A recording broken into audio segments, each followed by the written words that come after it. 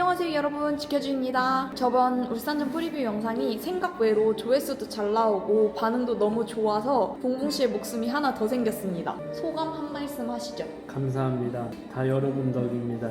여러분들이 봉봉씨의 발언권을 지켜주셨어요. 근데 영상 반응 좋았던 거 맞긴 해? 난 그래도 1000회도 안 나올 줄 알았어. 아 그래? 그리고 칭찬도 댓글에 많잖아. 감사합니다 여러분.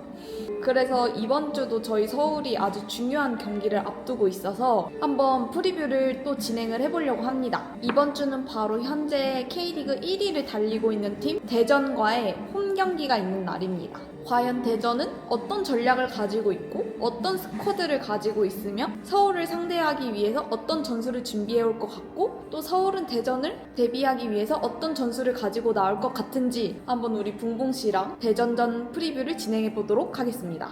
자, 그러면 현재 대전이 어떤 스쿼드를 가지고 어떤 선수들을 가지고 어떤 전략을 가지고 경기를 운영하고 있는지 들어보도록 하겠습니다. 일단 나는 대전이 되게 우리랑 좀 비슷하다고 생각하거든?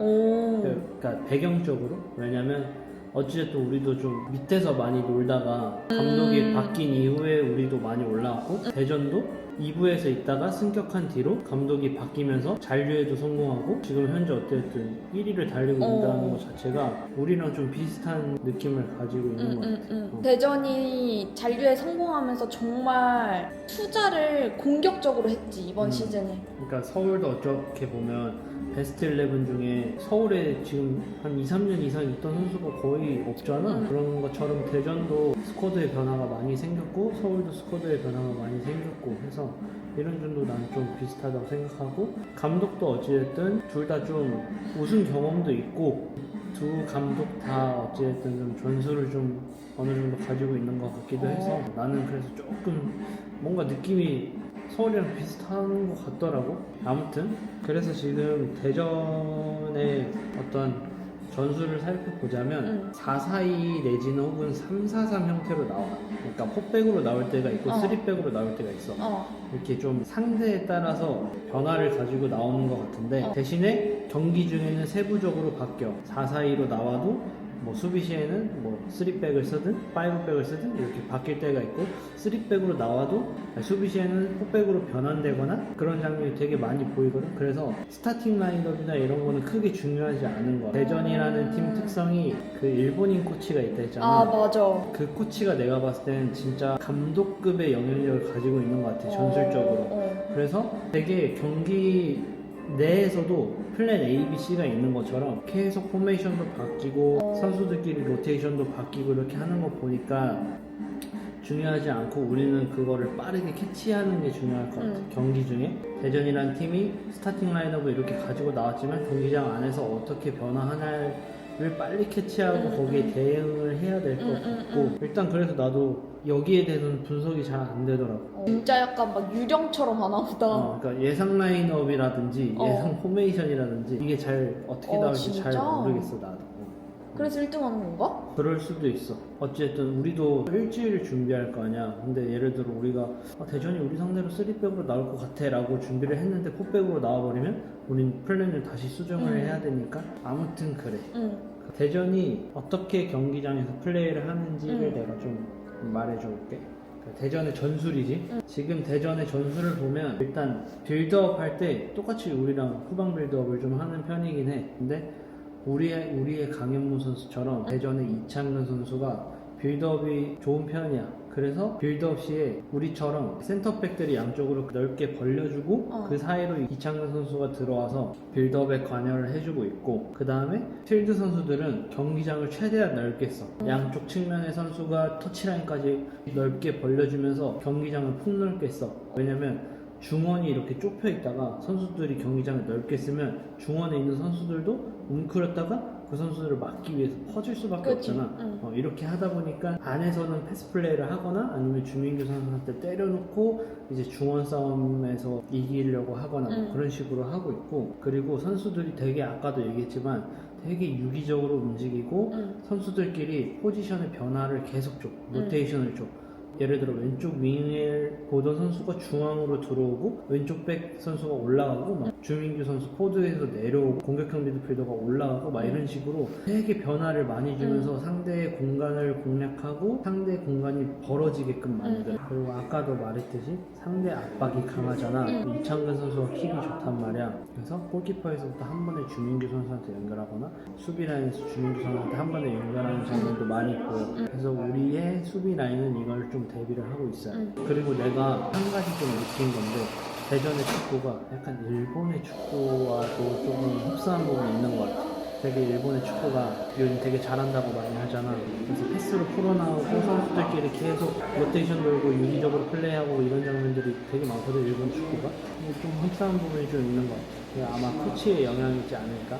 그리고 대전의 공격을 살펴보면 아까도 얘기했듯이 다양한 변화로 여러 가지 공격 장면을 만들어. 진짜 단순하게 한 가지 두 가지가 아니라 측면도 공략했다가 뒷공간도 공략했다가 이런 식으로 되게 많은 변화를 가져가거든. 그래서 우리는 선수들이 포지션을 변화를 주든 선수들끼리 포지션의 로테이션을 돌든 그냥 우리는 집중해서 단단하게 지키고 있어야 될 것 같아. 거기에 우리가 따라 나가다 보면 우리도 빈 공간이 생기고 그 수비 라인이 붕괴가 생기기 때문에 그래서 우리는 거기에 흔들리지 말고 딱 지켜서 단단하게 수비하는 게 좀 중요할 것 같아요. 그 다음에 주민규 선수가 되게 자주 내려와서 플레이를 해요.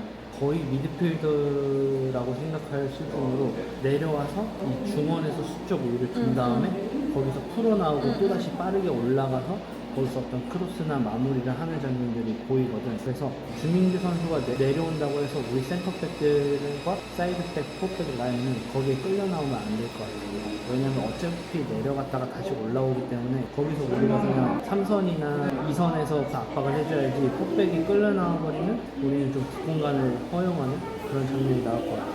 그리고 대전의 측면 자원들이 되게 빠르단 말이야. 요즘 신상현 선수라고 되게 빠르고 요즘 잘하고 있는 선수가 있어요. 그 선수랑 그 다음에 윤도영 선수 프리미어리그로 진출을 하게 된 윤도영 선수도 측면에 있기 때문에 우리가 주민규 선수를 막으려고 끌려가다 보면 이제 그 양쪽 측면 신상현, 윤도영 선수가 우리의 뒷공간을 노릴 거란 말이야. 그래서 우리는 끌려나가지 않고 지키는 게 좀 중요할 것 같아요. 그래서 일단 대전의 전략은 대충 이 정도 되는 것 같고 그래서 우리가 대전을 어떻게 공략을 해야 되냐 그게 문제일 것 같은데 내가 생각했을 때 대전은 최근 경기 봤을 때 울산전에 경기 초반에 빌드업 중에 미스하는 장면이 좀 나왔거든. 이렇게 울산이 초반에 강하게 압박을 하니까 대전이 수비라인에서 흔들리면서 빌드업에 미스가 나오는 장면이 보였거든. 그래서 우리 강원전에 득점했던 것처럼 초반에는 강하게 압박을 해도 좋을 것 같아. 대전 수비가 조금 흔들릴 것 같아. 그 다음에 대전이 슈팅 허용률이 되게 높다라고 하더라고. 하위권 팀이랑 비슷할 정도로. 그래서 우리는 슈팅을 좀 많이 가져갈 필요가 있어. 대구전처럼. 거기는 골키퍼가 약해서 슈팅을 많이 때리라고 했는데 여기는 골키퍼는 좋아. 근데 슈팅을 허용하는 횟수가 굉장히 많아. 이 말은 아마 삼선에서 압박이 강하지 못하다는 뜻인 것 같거든. 근데 아무튼 우리 슈팅을 좀 많이 때릴 필요가 있는 것 같아. 근데 이창근 선수가 내가 아까 잘 막는다 했잖아. 그래서 우리는 세컨볼도 가담을 해줘야 돼. 그냥 슈팅 때렸다 해서 끝난 게 아니라 거기서 맞고 흘러나오는 볼이 무조건 생긴단 말이야. 그래서 뭐 포워드의 조영욱 선수나 득수 선수 같은 선수들이 빠르게 슈팅 때렸을 때 골문으로 전진해주고 양쪽 측면 선수들도 볼을 끝까지 보고 골대로 달려가줘야 될 것 같아. 그리고 내가 보니까 수비 라인이 그렇게 엄청 빠른 편도 아니고 견고한 편도 아니야. 그러니까 우리처럼 수비가 단단하다고 볼 수가 없어. 그리고 일단 그 대전의 수비 라인 센터백 2명이 엄청 베테랑인데 나이도 있고 발도 빠른 편이 아니다 보니까 되게 쉽게 뚫리는 장면들이 좀 나왔거든. 그래서 우리는 이런 발 빠른 선수들 루카스, 문선민, 정승원 뭐 이런 선수들로 되게 공략을 잘 해봐야 될 것 같아. 그래서 우리는 빠른 역습을 좀 많이 사용할 필요가 있어. 울산도 어찌됐든 수비 라인이 그렇게 빠른 편이 아니라고 했잖아. 근데 그것처럼 대전도 그렇게 빠른 편이 아니라서 빠른 역습으로 조금 공격을 만들어갈 필요가 있을 것 같아. 그러면 좀 정리를 하자면 강원전처럼 압박 많이 해야 되고 대구전처럼 슈팅 많이 해야 되고 세컨볼로 계속 시도해야 되고 역습을 활용해야 된다. 그런 플레이가 좀 필요한 것 같아. 우린 좀 한 번씩 경험을 했네. 그래서 이 세 가지 장면이 좀 많이 나오면 우리가 조금 좋은- 우위를 가져갈 수 있지 않을까. 그다음에 대전에서 주의를 해야 할 만한 선수들을 좀 적어봤는데 뭐 당연한 거는 뭐 주민규 선수겠지. 어쨌든 한 방에 있는 선수이기 때문에. 또 우리는 그 한 방에 털린 적이 많잖아. 그치. 울산에 있을 때도 그 한 방에 무너지는 장면이 많이 나와서 조심을 해야 되고, 내가 아까 말했듯이 신상은 선수라고 측면에서 플레이하는 선수인데 되게 빠르고 결정력도 조금 가지고 있어. 최근에 득점도 기록을 했고. 그래서 이 선수를 좀 주의를 해야 되고, 그 다음에 반대편에 있는 윤도영 선수. 지금 프리미어리그 선수라고 볼 수도 있어. 이 선수도 되게 가지고 있는 게 많기 때문에 조심을 해야 되고, 그 다음에 아마 전반에 나올지 후반에 나올지 모르겠는데 김현욱 선수가 또 되게 좋아. 플레이메이킹도 좋고 왼발이 되게 날카롭거든. 이 선수가 또 왼발이 장점이지만 양발을 좀 쓰는 선수이기 때문에 되게 좀 좋아. 무섭다 대전이. 전남에서도 좋은 활약을 보여주면서. 전남은 왜 이렇게 좋은 선수들이 많은데 왜 전남에 다 없어? 다 팔아. 진짜 속상하네. 그리고 또 정재희 선수라는 빠른 선수가 있고, 우리한테 조금 약간 호재가 될 수 있는 그런 소식이 있다고 하면 일단 최건주 선수가 나는 대전에서 가장 무섭다라고 생각을 했었거든. 주민규 선수보다 더? 왜냐면 최건주 선수가 측면 자원인데 되게 빠르고 막 기술도 가지고 있고 슈팅도 좋고 해서 뭐만 하면 최건주 선수. 대전이 초반에 경기력이 되게 좋았을 때. 근데 지금 부상으로 아마 빠진 것 같고, 대전의 역사를 함께한 마사 선수도 지금 부상으로 빠졌더라고. 마사 알아. 그 선수가 중원에서 뛰는 선수인데 되게 좋거든. 근데 이 마사 선수도 부상으로 빠진 것 같고, 그다음에 이순민 선수도 부상으로 빠졌거든. 그래서 이 선수가 내가 생각했을 때는 대전의 삼선의 핵심이었어. 되게 좀 진공청소기 같은 되게 파이팅 있고. 이 선수도 부상으로 빠지면서 우리한테는 조금 호재가 되는 상황이었어. 하지만 난 믿지 않아. 저번 울산전도 호재였어. 이 호재에 기대지 말고 열심히 뛰도록. 아무튼 이렇게 된다. 그러면 한번 이번에는 서울의 전술을 한번 봐보도록 합시다. 우리는 뭐 큰 변화는 없어. 항상 4-2-3-1로 맞아. 가지고 나오고 뭐 선수 안에서도 그냥 뭐 교체되는 선수들만 로테이션 도는 거라서 거의 다 비슷하다고 볼 것 같고, 나는 대전을 공략을 해야 된다고 하면은 선발 라인업 예측을 한번 해보자면 일단 붕붕 씨의 예측. 붕붕 씨가 만약에 이거를 FM 돌린다라고 하면은 나는 일단 조용 선수를 톱에 쓰면서 강하게 전방 압박을 걸 것 같고, 왼쪽에 루카스, 링가드, 정승원 이 선에는 이렇게 배치를 할 것 같아. 왜냐면 아까 말했듯이 빠른 발의 선수들이 필요해서. 그 다음에 3선에는 황도현 선수와 기성용 선수를 두면서, 황도현 선수가 되게 좀 헌신하면서 진공청소기 같은 모습을 보여준다고 하면 기성용 선수는 그 옆에서 베테랑의 면모를 보여주면서 경기를 조율하고 풀어나갈 수 있는 능력을 좀 보여줄 것 같고, 뭐 포백과 골키퍼는 항상 말하듯이 리그 베스트급 그대로 나올 것 말하지 같아요. 않아도. 그래서 여기서 만약에 좀 변화가 있다라고 하면은 이제 문선민 선수 카드를 먼저 쓸 거냐, 루카스 카드를 먼저 쓸 거냐가 될 것 같고, 그다음에 기성용 선수 자리에도 일단 중원에서의 그 에너지 레벨 때문에 이승모 선수를 먼저 쓸 거냐, 아니면 내가 아까 말했듯이 그런 이유 때문에 기성용 선수를 먼저 쓸 거냐, 이 정도만 좀 로테이션이 돌 것 같아.